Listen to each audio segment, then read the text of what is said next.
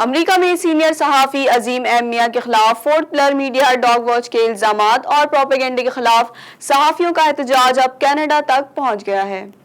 Senior صحافی عظیم M Mian کے خلاف fourth pillar media watch dog اور اس کے صدر فاروق مرزا کی جانب سے سوشل میڈیا پر گمراہ کن پروپیگنڈے اور مہم کے خلاف کینیڈا کے شہر ٹورنٹو میں پاکستان سے تعلق رکھنے والے صحافیوں نے ایک میٹنگ بلائی۔ اس میٹنگ میں اویس اقبال، اشرف بھٹی، بدر منیر چودھری، فیاض ویلانہ، رانا فضل اور فیاض عمر نے شرکت کی۔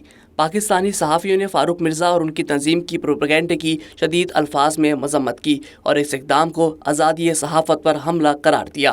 انہوں نے کہا کہ عظیم میاں کا صحافتی کیریئر نصف صدی پر محیط ہے۔ انہوں نے ہمیشہ غیر جانبدارانہ خبریں دیں اور تجزیے پیش کیے۔ اگر کسی کو ان کی کسی خبر پر اعتراض ہے تو اپنے کسی پروفیشنل میڈیا کے ذریعے اس کا جواب دے۔